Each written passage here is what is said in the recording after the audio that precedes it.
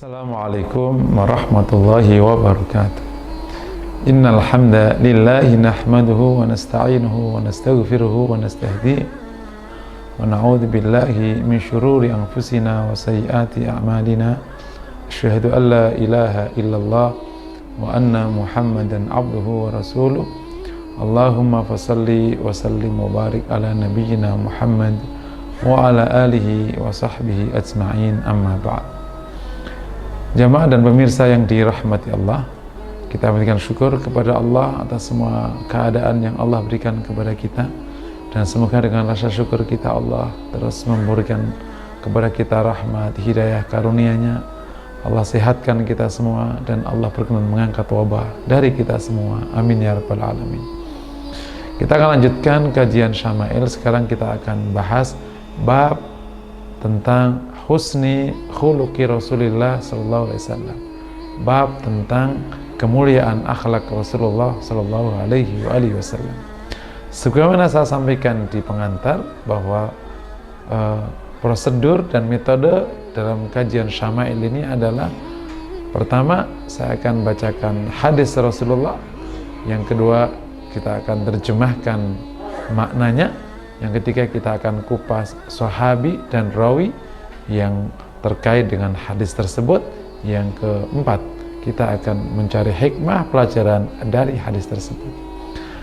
Kita akan bahas hadis pertama, an Anas radhiyallahu taala annahu qala khadamtu an-nabiyya sallallahu alaihi wasallam 10 sinin fama qala li uffin qat wala qala li syai'in fa'altuhu lima fa'alta wala li syai'in taraktuhu lima tarakta.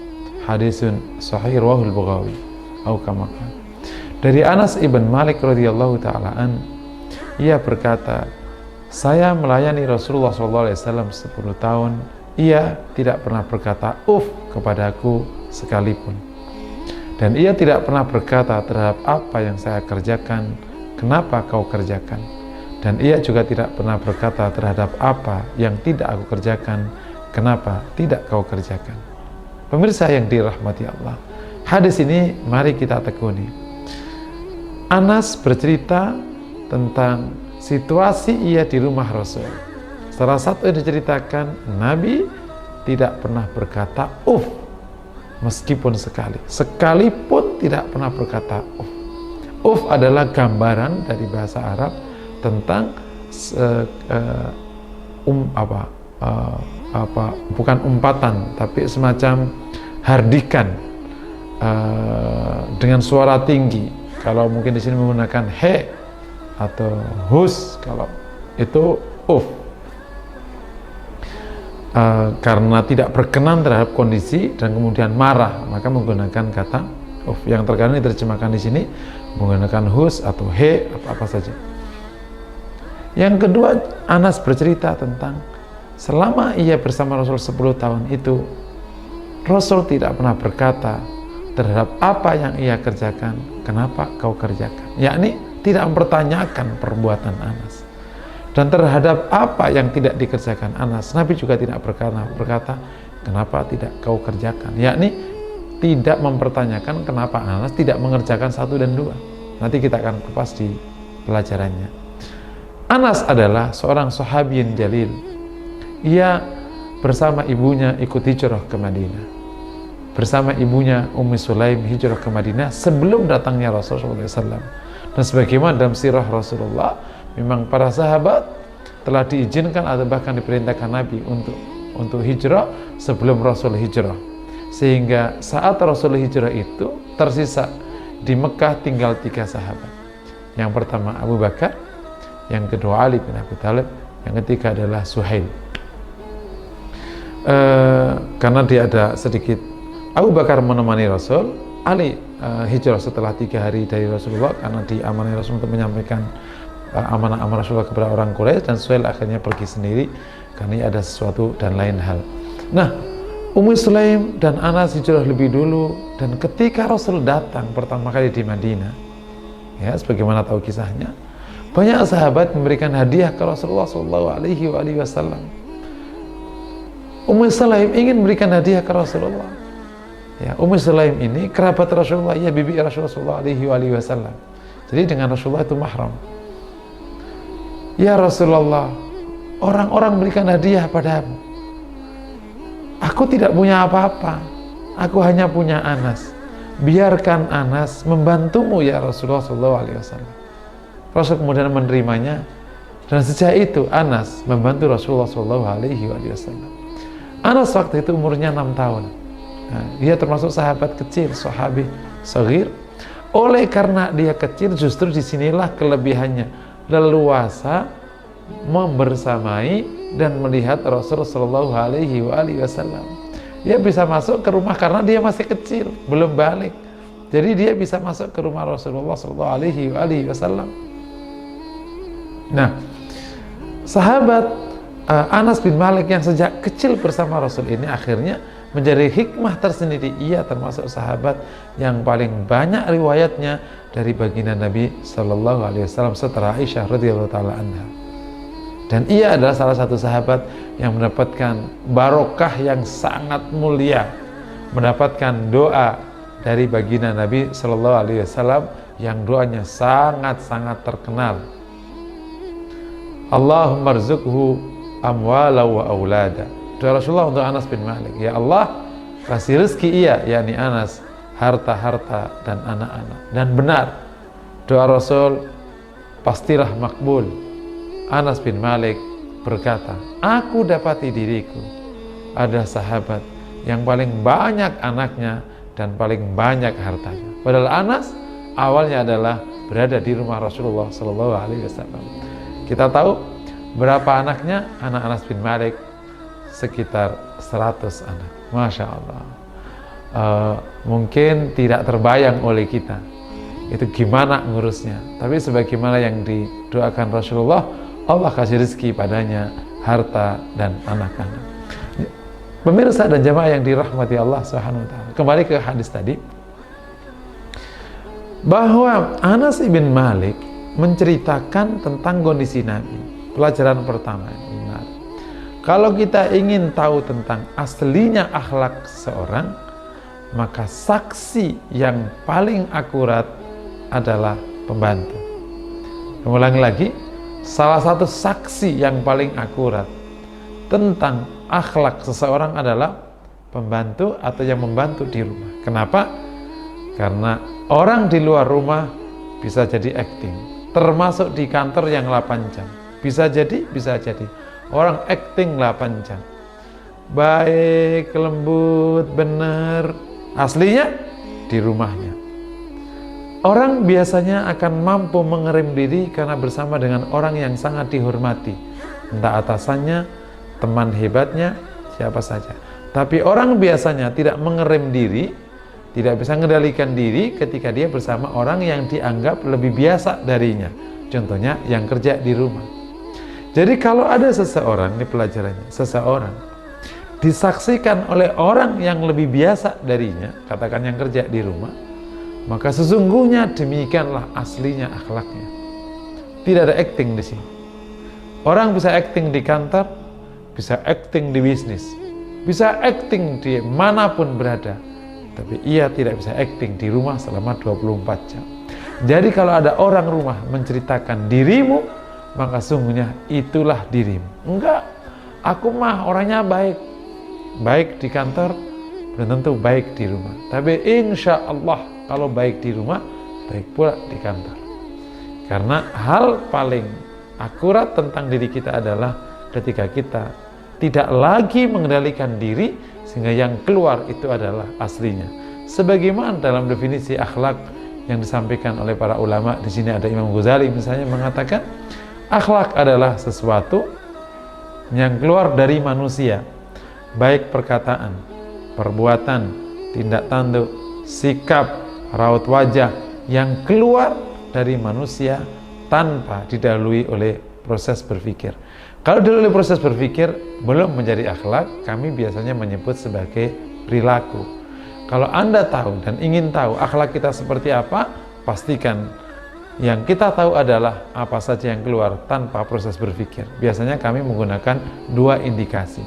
Kalau dikagetin seperti apa, sikapnya itulah asli akhlaknya. Karena orang dikagetin pasti tidak sempat untuk berpikir terlebih dahulu. Yang kedua, diprovokasi buruk. Kalau diprovokasi buruk tetap dia berbuat X, maka itulah asli sifatnya. Kalau kita berbuat baik pada orang yang berbuat baik, bisa jadi kategorinya masih membalas kebaikan orang. Kalau kita memberi kepada orang yang memberi, maka bisa jadi namanya membalas pemberian orang. Tapi kalau ada orang tetap memberi sementara terhadap orang yang pelit padanya, ia adalah orang yang sangat dermawan. Kalau dia dikagetin dan tetap berkata Masya Allah, berarti dia punya akhlak berkata baik. Jemaah yang dirahmati Allah, pemirsa yang dirahmati Allah, kembali ke tadi ya.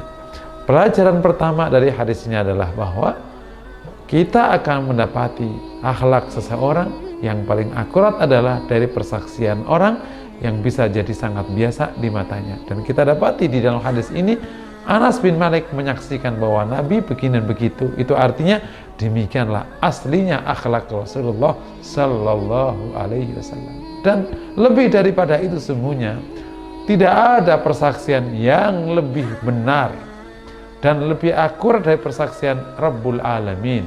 Ia berfirman, wa innaka la'ala khuluqin adim. Sungguhnya engkau, yakni Muhammad, berada dalam akhlak yang mulia. Ini pelajaran pertama. Pelajaran yang kedua, akhlak Nabi ini disaksikan oleh Anas bukan sekali dua kali, tapi rentan waktunya itu 10 tahun. Ini juga menunjukkan demikianlah aslinya Rasulullah Shallallahu Alaihi Wasallam. Terkadang orang berakhlak tapi nggak bertahan lama karena ada provokasi berubah. Mungkin nggak orang bisa berubah karakter secara teori? Mungkin. Secara teori mungkin, meskipun perlu banyak kajian. Jadi kalau ada orang dalam rentan waktu 10 tahun kok akhlaknya X, emang begitu aslinya, sudah tidak berubah lagi gitu. Jadi kalau kita ingin juga ngetes kemampuan dan kapasitas akhlak kita atau seberapa baik akhlak kita, lihatlah konsistensi perilaku kita hari-hari. Jujur sehari, ya bukan. Jujur sebulan, ya bukan.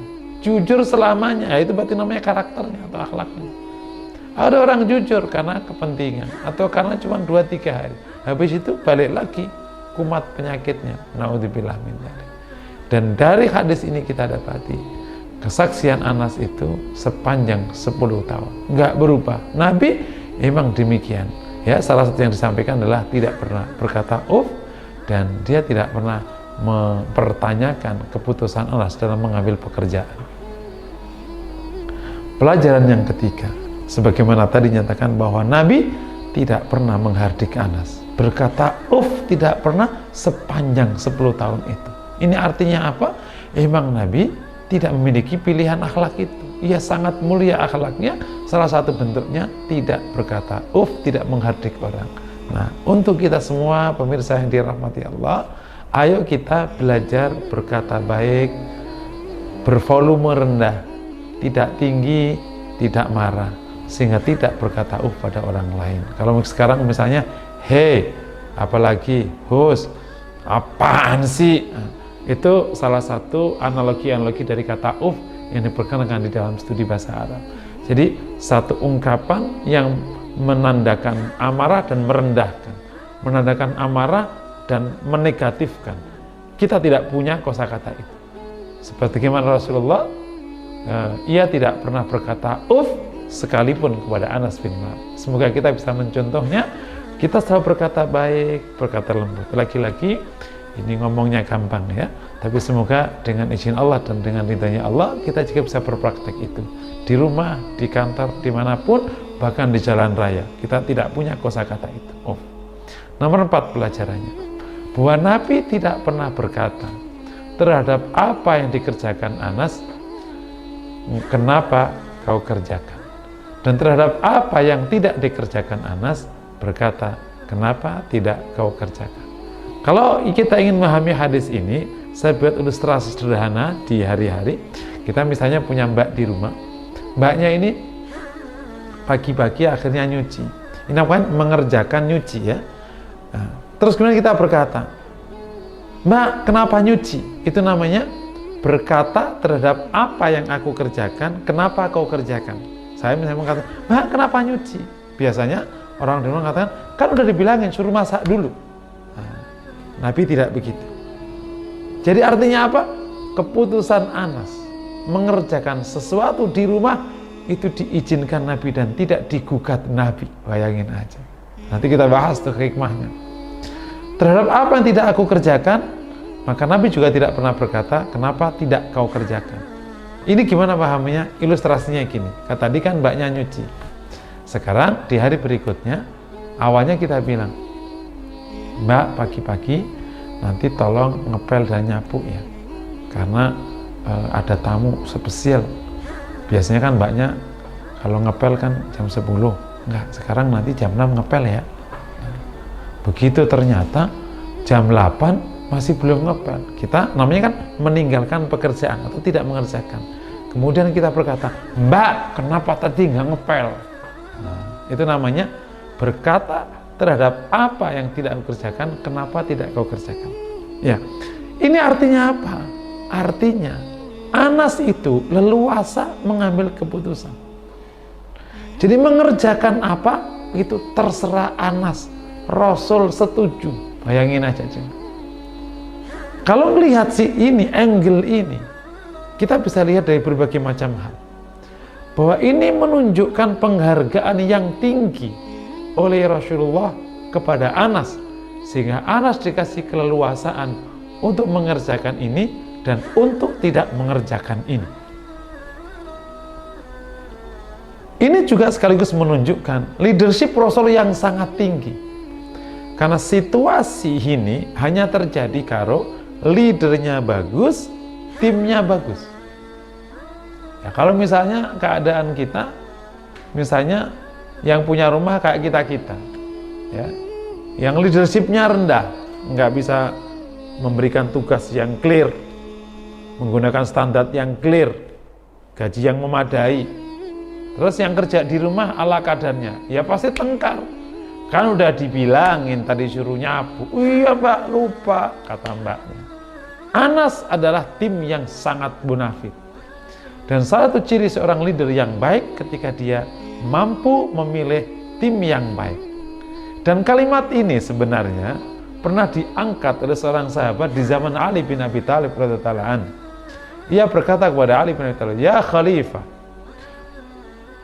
kenapa di zaman Nabi hidup kita tenang dan tidak terjadi di zamanmu? Ada apa? Kata Ali bin Abi Thalib menjawab dengan cerdas.